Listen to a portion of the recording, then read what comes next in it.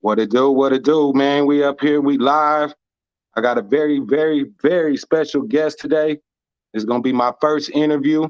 You know what I'm saying? So if we're a little stumbly, y'all just gonna work with us. It will get better. You know what I'm saying? Lots of new content coming. Uh, I got a very special guest. Like I said, I'm a fan of this man. You know what I'm saying? He's throwing out beautiful dogs. So I had to reach out.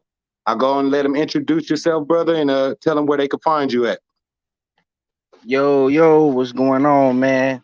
It's Mark, SAB, man, Sab Kennels, Sellers American Bullies. It's all the same, man. It's all Sellers American Bullies, SAB on all platforms, Instagram, Facebook, YouTube, man. And we here, man. We in the building. Let's get it. Already, man. I appreciate you coming on. You know what I'm saying? Let's dive right into it, man. What was your first dog, man, and how old were you when you got it?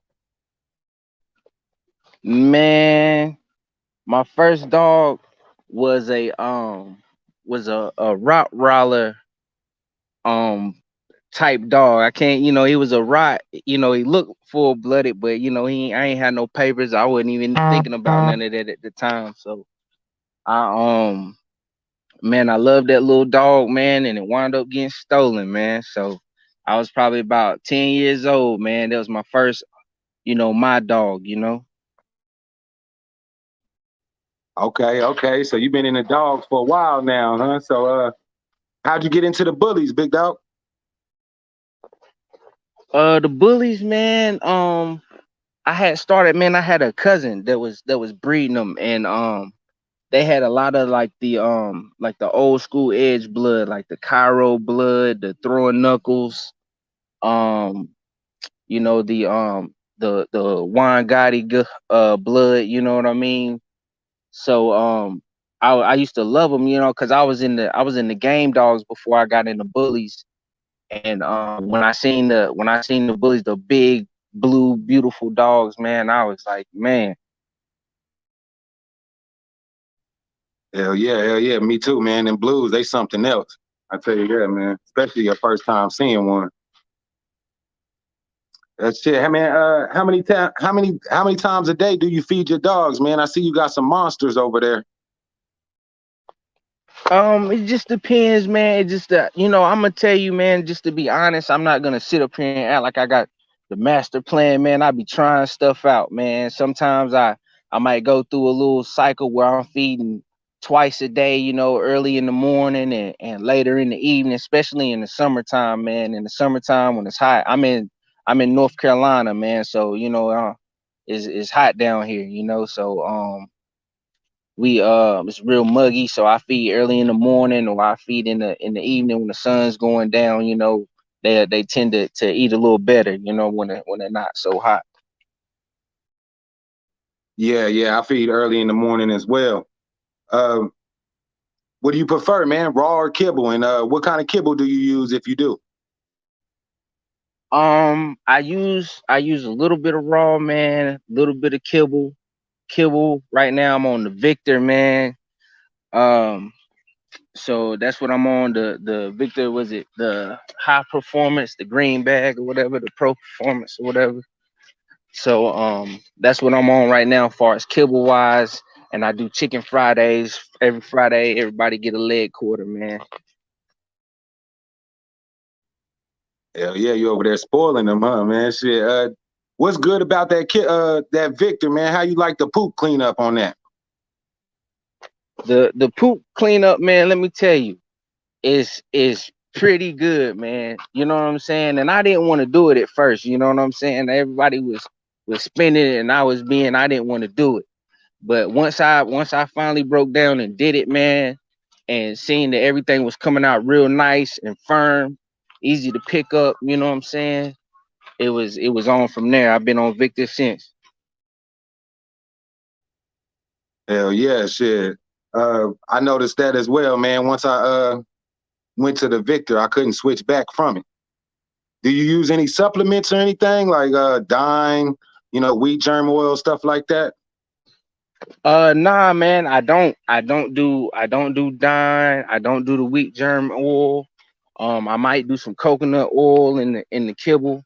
You know what I'm saying? If I'm feeling like I need to pay attention to some skin or some coat stuff, or I might do some vitamin E, like just a normal over the counter vitamin E. I might just bust a little gel tab and put it right on where I need it to be.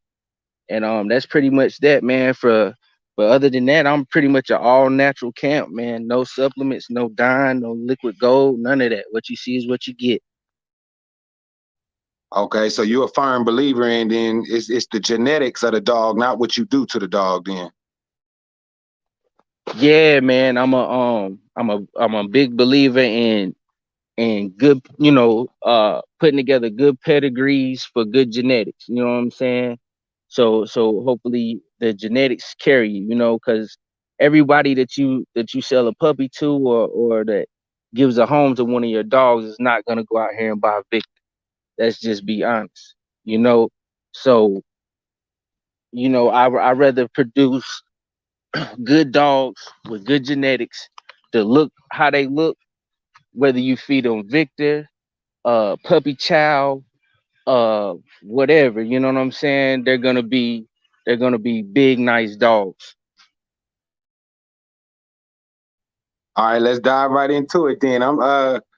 How do you feel about the paperwork? Like papers, do you look at the dogs and does it have to have like a certain bloodline on the papers, or you more looking at the dogs up front? I'm looking I'm looking at the first four generations heavy, heavy. And I'm looking at the first four generations heavy. I'm checking those out and I'm looking at the blood behind those.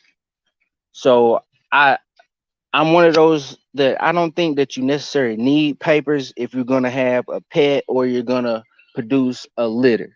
You get what I'm saying? If you're gonna produce a litter, have some nice dogs, they're just gonna go to pets. They're not gonna start anybody's program, whatever. Then it's all be it. You get what I'm saying? But if you plan on selling dogs that are program starters, or dogs that you plan on starting a program from, I'm talking 10, 20-year program, you get what I'm saying, not a couple of litters, then you really need to have the paperwork, because that's your roadmap of how the dogs are bred. How you gonna know if you're getting too tight on something, or if you needed to, or if another dog is in the blood, or you're getting flaws in your puppies and you're trying to figure out where it come from. You can't go to the roadmap or the pedigree to say, hey, look at her granddaddy or her great granddaddy, they had this or they had that. Then you'll know. Okay, okay, yeah, you answered my question. I was going to ask you your thoughts on papers versus non-papers too. So you went right into depth. That's good. What about functionality? How do you feel about functionality in a dog? I gotta have it, man. I gotta have it. If you come and check out my channel, then you will see my bulls on spring poles, and you'll see them working and running around and being active and fully functional. I believe in that, because I think that, even though they're big and they're beautiful animals, they're still dogs. So it still needs to be a dog. Yeah, yeah, true. Well, let me get into the next one. I'm thinking, what's your favorite class of bully? Um, I like the standard, man. I'm getting in the pockets. I like pockets too. Don't get me wrong. I love pockets. I like some XLs that come with it. I don't really, too much like the big XLs with no umph to them, you know. So but other than that, it's just really standards and pockets, man. I'm a big fan of the standards and the pockets. I love a big, 17, 18-inch dog, 90 some pounds. Crazy, man, monsters. Yes, sir. Do you when you walking your dogs, do you allow your dogs to pull, or do you have your dogs, side by side, you know what I'm saying, walking with you? It just depends. It depends on what's my purpose for the walk. If I'm walking for like a workout, then I'm okay with pulling or putting a harness on and letting them pull a little bit, let them dig down a little bit. I'm okay with that. But if I'm walking and we're working on me going in the show ring, then I'm gonna want that dog to be on my left side. I'm gonna want it to walk in the heel position. I'm working on the gait, which is the trot of the dog. So I'm looking at all that while I'm walking, you know what I'm saying? So while whether we're show training during the walk or whether we're walking trying to, give a good workout, it just depends on the purpose. Okay. Do you got certain bullies over there that you like hit the spring pole harder than the others, or are they all pretty much consistent on their temperament and everything, their attitude when they come out? Like, they all functional, or do you have an occasional lazy one in the bunch? Yeah, man, I get them. I got some that are lazy that don't want no nothing to do with it, and then I got some that'll get it. If they slip out the kennel, they'll go straight to it and work themselves. So it just depends, like I got Diggs, and Diggs he'll work himself and he'll stay there and until I take him off and I have to break him off. You know what I'm saying? So he'll stay and tug on it all day. And then I have females like Ivy, and she don't want no business. She want to lay on her back and get belly rubs.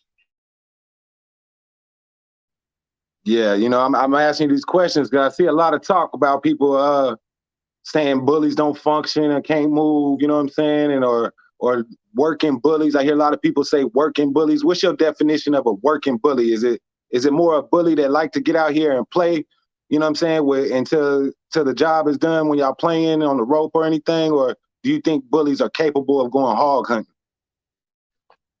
I think they're fully capable as long as you have one that's bred correctly that can withstand it. You get what I'm saying? Like I wouldn't try to go hog hunting with a 80-pound extreme pocket, but if I have a big standard with some drive and I think that he'll do good, then we'll try it out. We'll try it out. Okay, you seem like a old school bully guy, like follow the old school rules and everything. How you feel about these exotics and these merles coming up? I think I'm a little more. I'm more for the Merles than the exotics, but I'm more for anything when it's done right. Like I'm like I see some exotics out there that I like that I'm like, man, if I had an exotic, that's what I'd want. I want something like that. You know what I'm saying? Then I see some other exotics that I'm like, nah, I wouldn't want, you know what I'm saying? I wouldn't even want that. And then but the Merles, that's just the coat color. So some of those guys, man, that have some of those Merles with the umph to them, man. Those are some beautiful dogs, man. Yeah, I'm seeing merle is becoming, like, what I'm saying, like the top sought after thing nowadays. You know what I'm saying? Do you know anything about the merles? Like, I'm hearing you can't breed merle to merle, or if they got too much white in them, they might be going bad. Do you have any expertise or knowledge on the merles? I don't. It's not a dog that I dabble in myself. So I wouldn't be, you know what I'm saying? I wouldn't sit up here and act like I know, but I've heard that too. I've heard, you know what I'm saying, the non-Merle to Merle, you get, deafness, blindness and stuff like that. And it already carries that gene a little bit. So yeah, man. Other than that, I try not to speak on stuff I really don't can't really give you 100% information on. You know what I'm saying? I tell you like, look, let me go ask somebody first. You know what I'm saying? So on that question, I would have to go and talk to some people and really get some real knowledge on the murals and stuff for me to really answer that question. Okay. Do you consider yourself a breeder? Like, you know what I'm saying? Like, is this like a job for you, like, or is this more of a hobby? I consider myself a breeder, man. Like I feel like, you know what I'm saying, a hobby, you get what I'm saying? I feel like anytime you playing with life, you know what I'm saying, it should be more, you know, I'm not saying that it can't be something that you do on the side and you take it serious as anything, you know what I mean? But I feel like being a breeder and somebody who is just breeding, I guess a hobby breeder, are different. You get what I'm saying? Like I guess like the dog breeder is you know, out promoting, you know, attending shows, you know, doing things that the breeders at the highest level do. You get what I'm saying? And I feel like hobby breeders, you know what I'm saying, if I feel like if you're not doing it serious, you get what I'm saying? It's like I guess you would say like, okay, you got people that hoop and play basketball. You get what I'm saying? Then you got the people that's on the AAU circuit and they really hooping. You get what I'm saying? Yeah, yeah, that's a perfect analogy right there. You know what I'm saying? I like that. So with you being a breeder, man, give me some tips, man. How many times do you clean your yard a day? You know, what do you use for fleas? You know what I'm saying? Any tips for any up and coming breeders that want to take this serious? Yeah, man. Far as like cleanup, man, that's like that never stops. You know what I'm saying? Like as long as you know what I'm saying. I'm not saying that people that breeders don't get lazy or things, other family things or things don't come up and you're unable to get out there, or sometimes it has to wait till a little later. You know what I'm saying? That's life. But you know what I'm saying? You if you it all go hand in hand. You get what I'm saying? By you keeping your yard clean and keeping you picked up, you know, that helps you with the flies. And it helps you with other bugs and stuff like that. You get what I'm saying? So it all goes hand to hand. As far as like fleas and ticks, you know, it's many different things that you can use, you know what I'm saying? Like I know some people use like sulfur, and then you got other people like me, like I use a lot of pet friendly yard spray.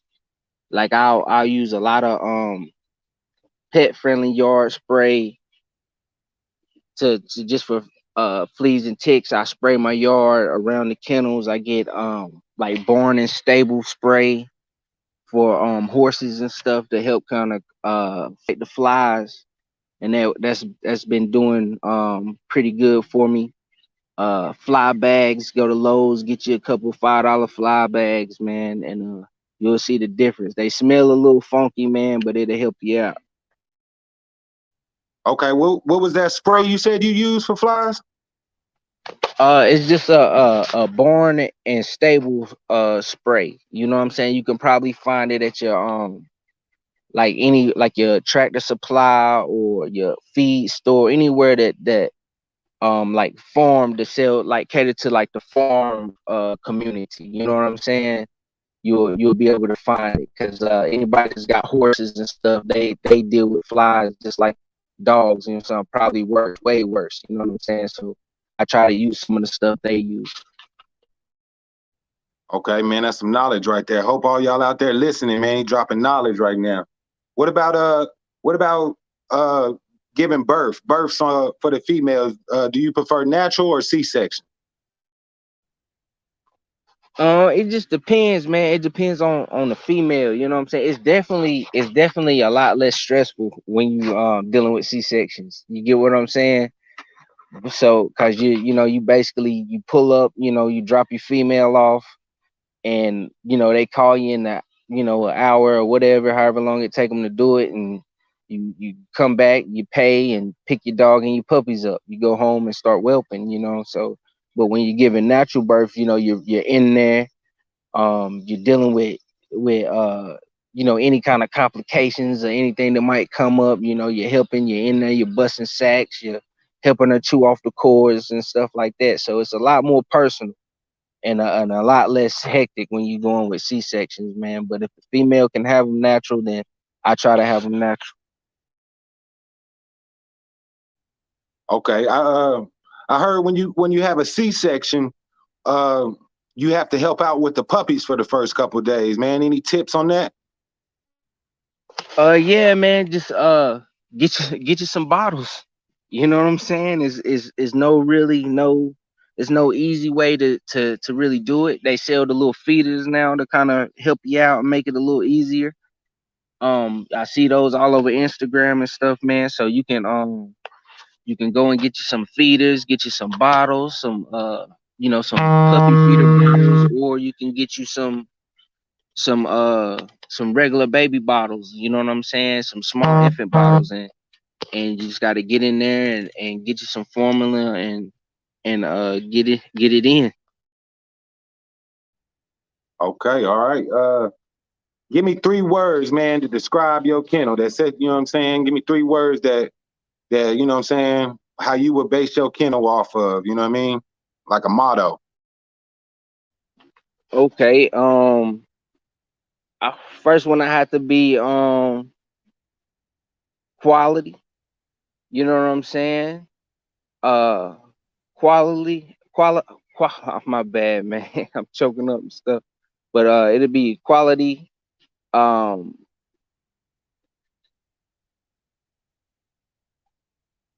legit. You know what I'm saying? It's legit and and and and functionable, man. I think that's what you're gonna get when you come here. You know what I'm saying? Yes, sir. That's good right there. Quality, legit business, and functionality, man. Go ahead and let everybody know where they can find you. If you have anything that's gonna be dropping soon, you know what I'm saying? Go ahead and get your promotion on right quick, man. Oh man, I got a couple breedings lined up, man, and I don't know, who out there follow me, but it's Sellers American Bullies on YouTube, Facebook, SAB_Kennels on Instagram, and I got my boy Joke. This year is year of the Joke, and we putting that work in with Joker. We got a couple breedings lined up, and we actually in the process of doing AIs this week. I just did one yesterday. I won't give no more information than that, but we getting it in, man. So we got a show coming up July 31st. We will be attending, we will be in the building, not just in the building, we will be competing. We don't just go to look, we go to stack our bulls up, man, and see how they do. So so yeah, just follow the channel, man, and check me out. And that's what I got going on right now. Already, man. Y'all go over there, subscribe to that man channel, hit that like button, hit that notification bell. Stay tuned for anything coming soon. Hey man, I'd like to thank you. I really appreciate you, brother. You are very special. You know what I'm saying? You my first interview. You know what I mean? Hopefully many more. I wish you nothing but peace and you know what I'm saying, prosperity as you move through life. And man, I thank you, man. Oh yeah, no doubt, man. Likewise, man. I appreciate it, man. And like I said, man, just holler at me if there's anything I can do for you or anybody, man. If you got anything, man, just hit me up, and when I can get back to you, I promise I will, man. Already, man. There you have it, man. This is the first one down, many more to come. Salute to everybody in the building. Appreciate Sellers American Bullies, Sab Kennels coming through, man. Check us out next time, man. Appreciate it. No doubt.